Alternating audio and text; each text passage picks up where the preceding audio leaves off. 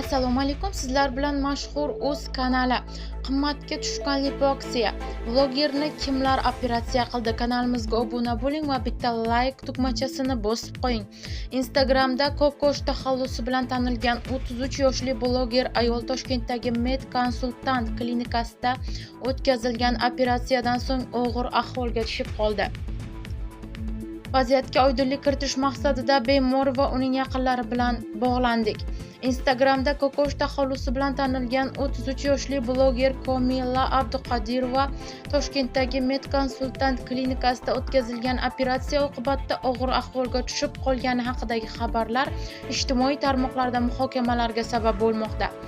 Bu lipoaksiya va abdominoplastika operatsiyasi jarayonida pediatr, stomatolog va tajribasiz talaba ishtirok etgani aytildi. Bir oydan buyon davom etib kelayotgan 3 marotaba qaytadan jarrohlik amaliyoti o'tkazilayotgan vaziyatda bemorga kasallik tarixi ochilmagani iddao qilinmoqda. Vaziyatga oydinlik kiritish maqsadida bemor va uning yaqinlari bilan bog'lanildi. Men ham bilmay qoldim. Chiqayotgan ma'lumotlar mana shu 25 kun davomida bo'lgan holatlar. Men bu jarohatni gematoma deb o'ylaganman. Menga shunday aytishgan. Tanish shifokorlar buning nekroz, tirik organizmdagi hujayralarning nobud bo'lishi ekanligini aytishdi. Shundan keyin bo'lgan janjallar infeksiya tushmasligi uchun apparatni qo'yish uchun edi. Afsuski bu apparat ham 4 soatdan beri ishlamayapti, dedi Komila Abduqodirova.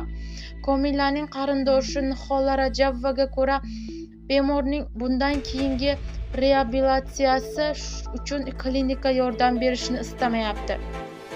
Operatsiya jarayonida 2 kurs talabasi, hech qanday hujjat yo'q ordinator Doston ham ishtirok etgan. Operatsiya 8 soat davom etgan. Shifokorning qon bosimi oshib, operatsiyaga qatnasha olmasdan stomatolog shifokorga taklif qilgan ekan. Uning hech bir hujjati va bu klinika bilan shartnomasi bo'lmagan. Ya'ni bu klinikada ishlamaydigan shifokor va shogirdlari talabalar operatsiya qilgan bo'lib chiqdi.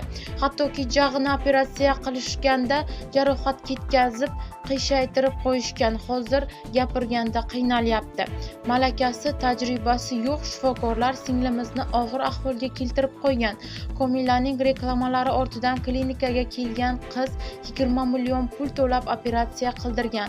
Ammo shifokorlar unga bu operatsiya YouTube kanalida ko'rib birinchi marta qilayotganini aytishgan. Singlimning oyoqqa turib ketishi uchun ancha muddat kerak ekan. Klinika esa yordam berishni xohlamayapti. Bu yerda sanitariya qoidalariga umuman rioya qilinmas ekan.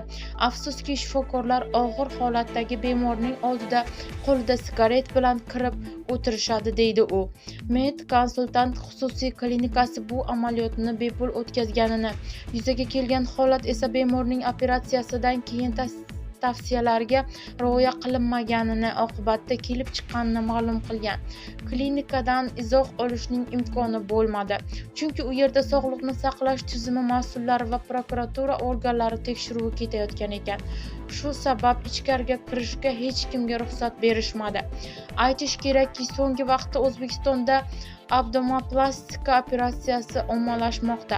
2020-2023 yillar oralig'ida plastik xirurgiya sohasidagi bunday operatsiyalar soni O'zbekistonda 30-40% ga oshirgan. Ayrim tibbiy klinikalar faoliyati o'rganib chiqilgan haftasiga 3-4 marotaba bunday amaliyotlar o'tkazilayotganini ma'lum bo'ldi. Eslatib o'tamiz, 2024-yilning dekabr oyi 45 yoshli aktrisa Halima Ibragimova ham xuddi shunday operatsiyadan keyin vafot etgan edi.